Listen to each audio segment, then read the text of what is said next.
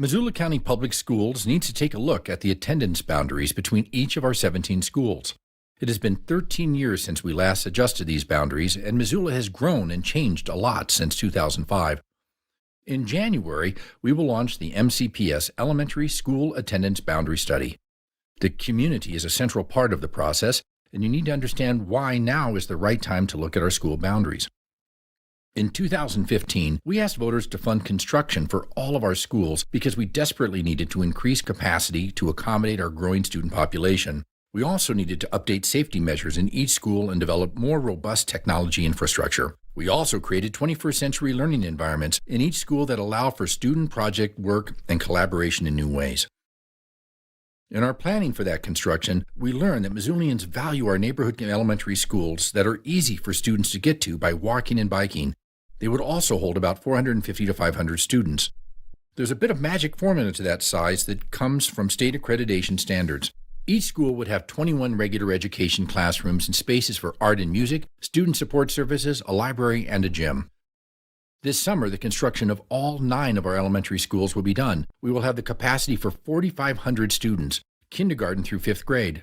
Right now, we have over 3,700 elementary students, but 4 of our elementaries are 95 to 100% full. We also have 3 schools with extra capacity that are only about 75% full. We need to even out the school populations by taking a look at our attendance boundaries between each school. We expect that any final adjustments will only impact a small percentage of our elementary population in the immediate future.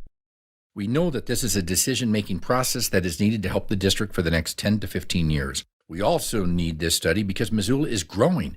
In the 2013-14 school year, we had a little over 8,600 K through 12 students in our schools. This year, we have 9,182.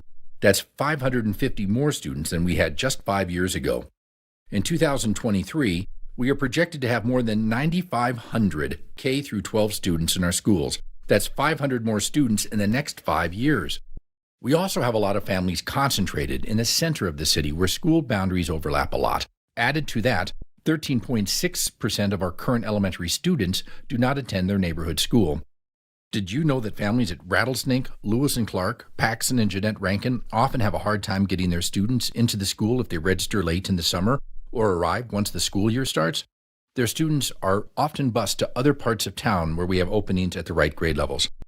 So what is the process of completing this study going to look like? Well, as a first step, we've held community meetings at each elementary school in December and in early January. We also put together an advisory committee with representatives from each K-5 school and key community resources from planning and development as well.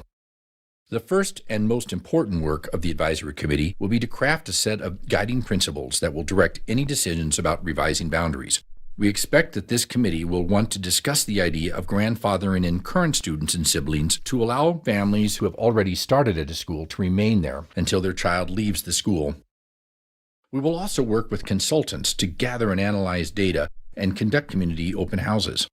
We will present data, options for revised boundaries, and ask for a lot of community input.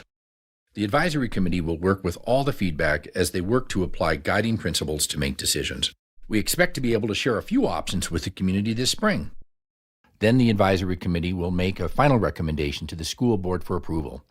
All decisions around boundary adjustments and the timing for implementation will rest with the elected members of the district's Board of Trustees. If you have any questions or would like to get involved, visit our website. All open houses and advisory committee meetings will be open to the public and noticed on our district calendar at www.mcpsmt.org.